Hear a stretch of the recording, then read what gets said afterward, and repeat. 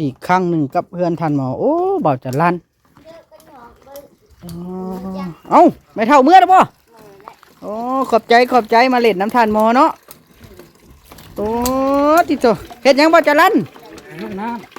หิวน้ำเข้าให้ทันหมออาบบ่โดยจะออกอยู่ได้นี่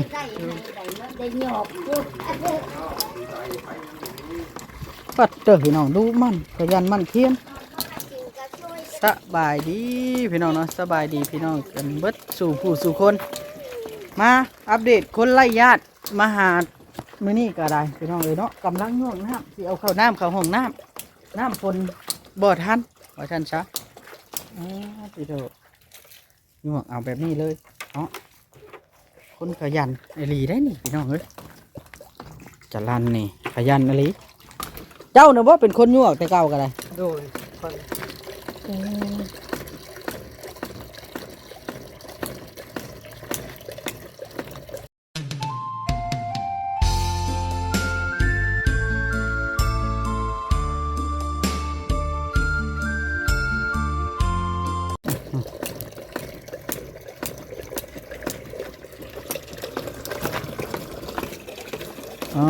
ทีเถอะเดี๋ยวแล้วจังไปนั่งคุยกับเราพี่น้องเนาะคือว่ามันเป็นคนรับใช้ทันหมอแบบนี้มันผืดบ่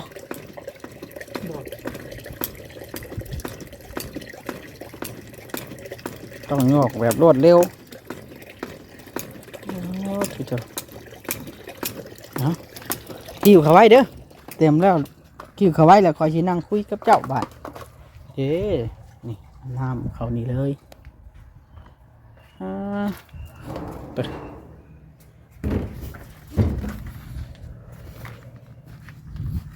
ทีเดียว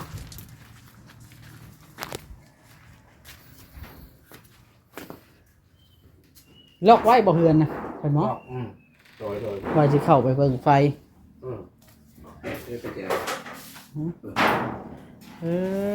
เอาสบายดีบ่จารันสบายดีท่านหมอเอานั่งใกล้กันดูนั่งใกล้กันดูบัดนี่ก็จะมาอยู่บ่ทันได้เมื่อเลยเนาะแต่ข้ามานี่เลยสำลูกกับพ่อได้ผ่านนี่คนไล่ญาติเอากระแจไปไข่เบิ้งนั้นไปไข่เบิ้งไข่ไปบ่จารันมีคนไล่ญาติมาอยู่น้ำนี่เลยไข่เบิ่งก่อนไข่โซล่าเซลล์นี่นะคือใส่บ่ได้พี่น้องดูว่าอะแดปเตอร์ยังมันตายบ่โอ้กกไม่วิกนี่เนาะฮะนะป้งเฉยตัดแล้วก็ป้ง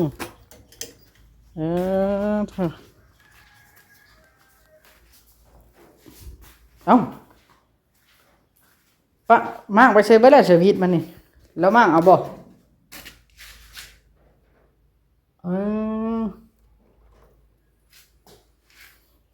ไพ่บริมีบ่อยู่นี่แล้วมากไปเปลี่ยนบ่พอแล้วชาติก็กู้ไว้ยังดีชาติก็เอาไปปูอยู่นอกนี่ผืนหนึ่งแต่หมอเจ้าคือบ่ชาติไปปูอยู่นอกผืนหนึ่งหรือมันพอได้พอแล้วเนาะมันเปื้อนเนาะเปื้อนพอได้สำมันร้อนระยะเดี๋ยวค่อยขอสัมภาษณ์อันคนไล่ญาติมาอยู่น้ำเจ้ากันเด้อบาทนี่นั่งอยู่ข้างก็ได้ไปเข้าไปนั่งอยู่ในก็ได้ดูมันห้อนบ่ห้อนบัดใดดอกเนาะพี่น้องบาทนี่ฮะสบายดีเบาจารันสบายดีโอ้ดีเถอะพี่น้องเนาะเป็นคลิปที่2ที่เบาลิมาหาเบาจารันพี่น้องเนาะเจ้าบ่เป็นคนอันเฮ็ดเวียกแต่ละมื้อให้ทานหมอนี่เจ้าเป็นคนเฮ็ดเวียกเลยแต่มาขออยู่นี่ก็คือเพิ่นให้เฮ็ดเวียกนั่นนี่บ่แม่ขออยู่กับเพิ่นให้เฮ็ดเวียกนั่นนี่รับจ้างกินข้าวเนาะรับจ้างกินข้าวยังไงใจตนเล่าอยู่เฮือนน้ำป้าข่อยเคยได้ยินข่าวว่าทางด้านอันเพิ่น พิ่นบ่ให้อยู่น้ำแล้วบ่ตอนนี้ เจ้าอย่างมานี่นะ ไม่ เพิ่นบ่ให้อยู่น้ ไม่อยู่น้ ำเพิ่นอยู่กันจักคนอยู่เฮือนป้าน่ะรวมเบิดน่ะ ำหลาย4-5 คน อยู่เฮือนหลังน้อยนั่นได้ อืม เฮือนหลังน้อยน่ะ4-5 คน โดย บ่กุ้มกันบัดนี้เนาะเออบ่กุ้มบ่หุ้มกัน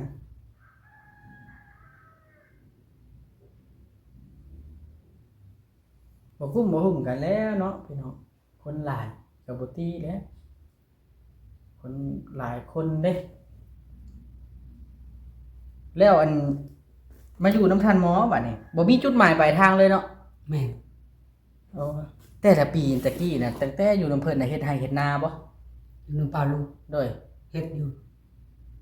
นาหลายบ่ บ่ ปีหนึงได้จักซอบเข้า 30 30 เช้า ประมาณ20-30เนาะ โดย เพิ่นถามเลยเด้เป็นหยังเพิ่นจะบ่ให้อยู่นำ เป็นหลายคน เพิ่นหลายคน โดย หลายคนแล้วเลยบ่ให้อยู่นำรถ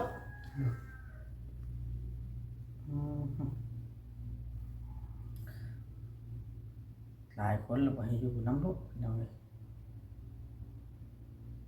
เป็นนั่นนั่นก็เป็นเจ้าก็เลยมาเป็นคนใช้ทานหมอเนาะ โดย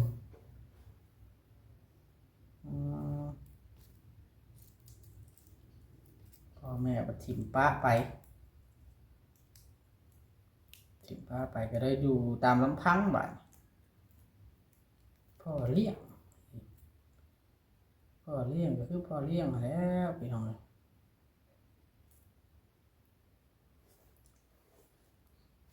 โดนคนดูถูกเหยียบยามแล้วเนาะแต่ละมือเนาะ โดย ถ้าสมมุติว่าท่านมองว่าให้อยู่น้ำนี่จะไปอยู่ไสเอา บ่จักเลย บ่จักทางออกเลยบ่ บ่จักบ่อนอยู่ คันท่านมองให้อยู่น้ำแล้วแม่นบ่ฮู้ว่าสิอยู่ไสเลย โดย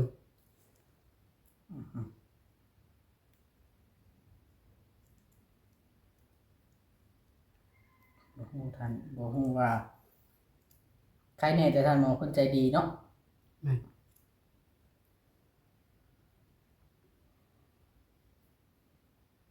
เพิ่นใจดีให้อยู่น้ำพี่น้องเอ้ยบ่แม่นดอกแนวอื่นก็ได้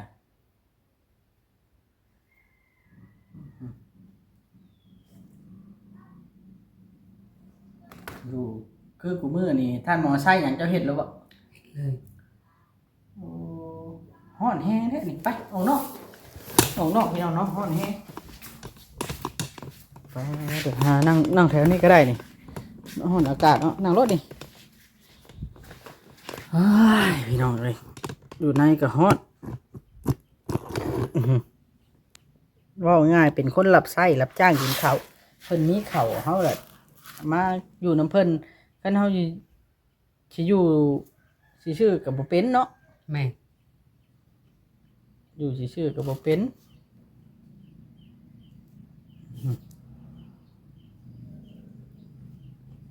บ่ได้ธรรมดาได้พี่น้องเอ้ยนี่ล่ะชีวิตของคน เจ้าบ่ไปซื้อน้ำให้เรา ค่อย แบกมา แวกมา จุดต่อกับเจ้าบ่จุด ค่อย ไผผู้นี่เออ ไปได้ยัง มันยังน่ะ เงินเป็นอีกไป เงินทอน เออ เออลูกหลานไผนี่ จากบ้านนี่บ้าน อืมเพิ่นเอาเงินทอนมาให้จะเงินมาแต่ใส่แล้วเงินแบบใดจะไปชื่อหยังจังหวัดได้เงินทอน ชื่อนั้นดิ ชื่อนั้น รับไป เพิ่นรับเอาเพิ่นยืมเจ้าบ่ อืม เพิ่นเอามาส่ง มาใช้หาไป เออดีอยู่ได้พี่น้องเอ้ยเนาะยืมแล้วเพิ่นก็เอามาใช้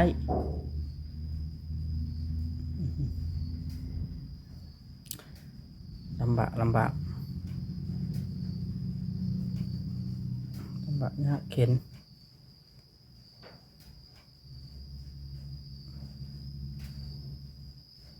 จะสิเฮ็ดอะไรต่อบาดนี้เนาะถ้าท่านหมอบ่ให้อยู่นี่แม่นเป็นคนเล่ร่อนย่างตามทางถนนเลยแม่นบ่ แม่น เด้อแต่สมมุติมีงานมีการเฮ็ดนี่ไปอยู่บ่แบบมีคนหาให้แบบนี้ บ่ไป เป็นอะไร จักทางไป ว่าง่ายมันบ่มีงาน บ่มีงาน เราเข้าใจคำถามพี่น้องเนาะถามมีงานไปบ่แบบคนจ้างเนี่ย ไป โดยเราก็บอกเน้นคนขี้ข้านใดพี่น้องตามเบาลิถามมากิร้านชื่อเพิ่นน่ะกิร้านบ่เคยได้ลูกได้เมียจักเถื่ออยู่ไปแม่ป้าเจ้ากับเขาก็เพิ่นก็อาศัยกินน้ำเขาเนาะ แม่น น้ำลูกคือกันนะกะ โดยแม่บอลคนโดยโลด เนาะ โดย เออ โดย มันจำเป็นเลยละเหาะละเหินมาอยู่กับท่านหมอ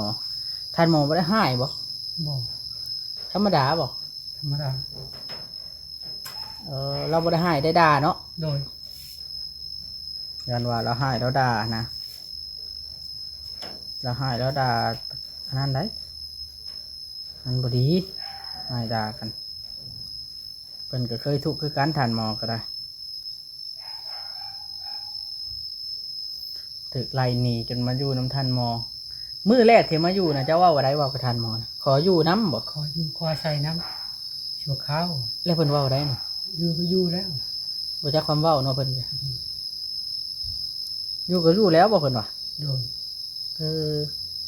ถือว่าเราก็ยังมีความใจดีอยู่ได้นี่ท่านหมอนะยังมีความใจดีอยู่เรายังว่าจะอยู่ก็อยู่โลดบางคนนี่ใจบ่ได้ดีได้บางคน เจ้าไปขออยู่น้ำไผ่เป็นเทื่อแรกหรือท่านหมอรถบ่ ท่านหมอเลย เจ้าคือเห็นท่านหมอรถบ่ โดย เป็นจะได้คือเห็นเพิ่น เพิ่นก็มีอยู่ผู้อยู่นำคอยอยู่นำเพิ่น ว่าเห็นเพิ่นแบบว่าบ่แข็งแรงแล้วบ่มีผู้อยู่น้ำก็เลยมาขออยู่น้ โดย ำอาศัยเบิ่งแย่งเพิ่นเลยแบบนี้บ่ โดย โอ้แบบอาบน้ำอาบไหนกับเจ้าก็อาบในห้องน้ำนี่บ่ อัดห้องน้ อืมดีแล้ว เจ้าพอเจ้าดูแลเจ้าก็บ่ได้ขี้ข้านเจ้าบ่เป็นผู้สูบน้ำแต่ละมื้อ ำคอย สูบให้เพิ่นได้ โดย สูบน้ำให้เพิ่นแต่ละมื้อก็มีแต่พอจะลั่นพี่น้องเนาะสูบมันให้เพิ่นอาบน้ำก็ได้ประหยัดใช้เนี่ยแหล้วเนาะเพราะว่ามันสูบเมื่อยเนาะ แม่น ประหยัดใช้ประหยัดจ่ายแน่น้ำก็ได้สูบแต่ว่าสูบบ่เบิดจักเทื่อบ่ แม่น มันหลายอยู่น้ำเนาะ โดย น้ำก็หลายธรรมดาพี่น้อง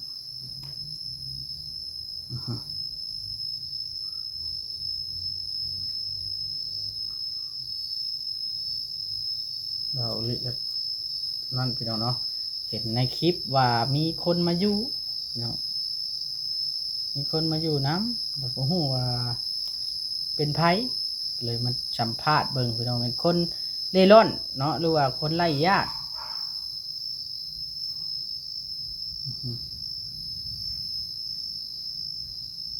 คนไร้ญาติพ่อแบบว่าพ่อแม่นี่บ่ได้ติดต่อมาเลยบ่หลังจากไปแล้วนะ บ่คือติดต่อมา แบบบ่สนเลย ส่วนเลย ทิ่มนะเนาะทิ่มกันเนาะ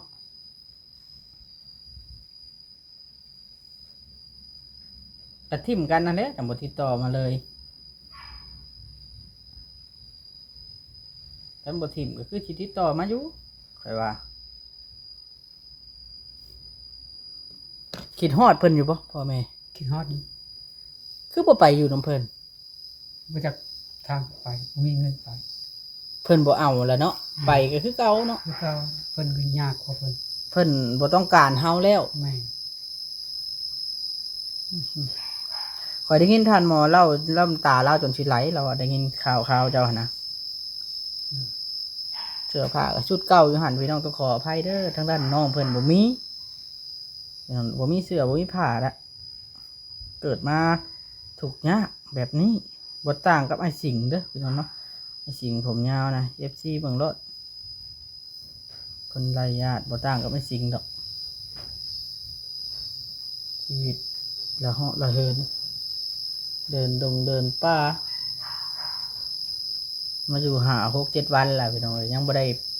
แนวใดอยู่ว่าซั่นจ้ะเท่าเพิ่นจ้างไถให้ไถนาเพิ่นแล้วอย่างที่ได้ไปรับจ้างเนาะ แม่นเพิ่นอยากไปบ่อยากบ่ได้ไป อืม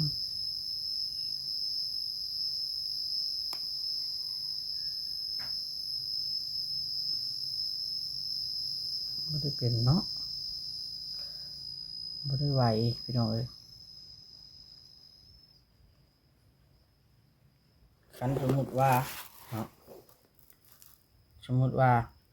ท่านหมอไล่หนีนี่มันบ่เป็นเพราะว่าท่านหมอนี่เราเป็นคนที่ว่าเจอเหตุการณ์คล้ายๆกันถือเขาไล่หนี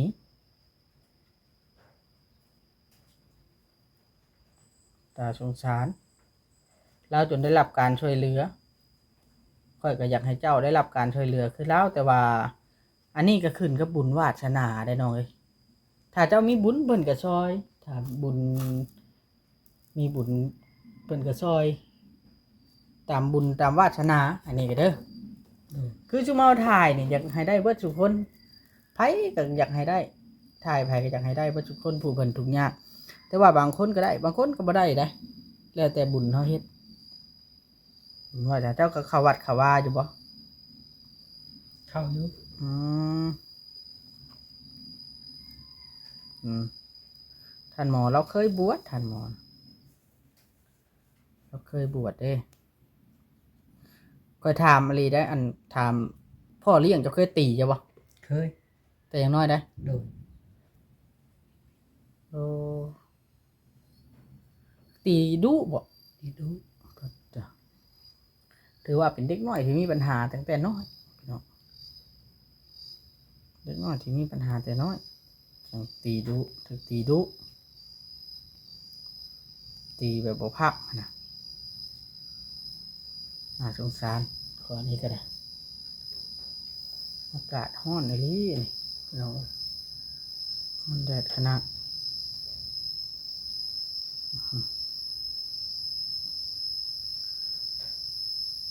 หวังว่าจะอยู่น้ำเพิ่นไปตลอดแล้วคันเฮาบ่มีบ่อนอยู่เนาะ แม่น เพราะว่าเพิ่นก็บ่ได้ทันไล่เฮาหนี้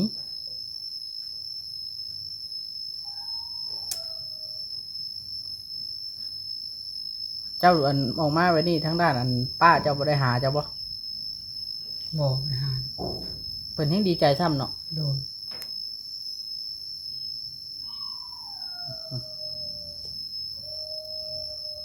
หลานมันตุท่าพี่น้องตุท่าก็คือว่าแล้วเราก็เว้าจนบ่ได้ไปบ่เป็นเนาะเว้าบ่ได้ไปบ่เป็นนอนโชมอยู่หั่นได้มันตุท่าก็ได้เราหูบ่ได้ยินเนาะ อืม เราหูบ่ได้ยินตุท่า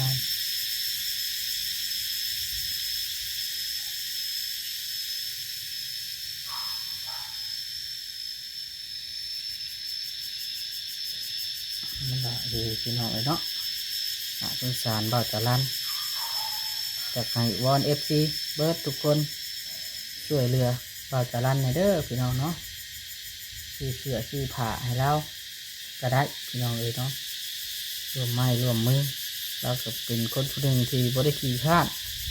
ชีวิตกระตกอัพมาแหละย้อนครอบครัวบ่สมบูรณ์ย้อนพ่อแม่อ้ายน้องน้องก็ไปอยู่น้ำก็ไล่หนีไล่ว่าจะลั่นหนีเลยเดินละเหาะละเหินเดินมาเพิ่งทานหมอกับพ่อซ้ำนี่เข้าวสิกินก็ยังบ่มีอยู่แล้วทานหมอมาเพิ่งเล่าก็จักสิซ้ำใด แต่ว่าเราก็จำเป็นได้รับไว้เนาะนี่แหละพี่น้องเนาะเนาะอย่างไรก็เป็นกำลังใจให้เด้อเจ้าเด้อ โดย สู้ต่อไปเพิ่นใช้อย่างเขาก็ต้องเฮ็ดแล้วเขาอาศัยอยู่น้ำเพิ่นเนาะกินข้าวน้ำเพิ่นนอนเฮือนเพิ่นอยู่น้ำเพิ่นเขาก็ต้องเฮ็ดอยู่บ้านเพิ่นบ่นิ่งดูดายว่าซั่นซะพี่น้องเนาะมีแล้วมีแต่ตั้งใจแหละสักมื้อหนึ่งมันต้องเป็นของเฮาชีวิตสักมื้อหนึ่งมันต้องดีขึ้นว่าซั่นซะบ่ถ้าเฮาเป็นคนดุมั่นขยันบ่ดีขึ้นแต่ว่าก็บ่มีทางสิแย่ลงพี่น้องเนาะต้องดูกันไปยาวๆให้กำลังใจกันไปยังได้ก็ให้กำลังใจเด้อเบาอันไปลั่นเด้อ โดย สู้เด้อเจ้าเด้อเอาสบายดีสบายดีเลย พี่น้องเอ้ยเนาะจังใดก็ทั้งคลิปนี้เบาลิกสิขอตัวก่อนเป็นกำลังใจให้ทั้งด้านอาจจะลั่นหรือว่าน้องจะลั่นนี่แหละพี่น้องเนาะคนที่บ่มีญาติพี่น้องก็ได้คนเล่ร่อนคนไร้ญาติเนาะนี่แหละพี่น้องเอ้ยเนาะจังใดก็อยู่ดีมีแฮงเบาลิกสิได้ขอตัวกันสบายดีพี่น้อง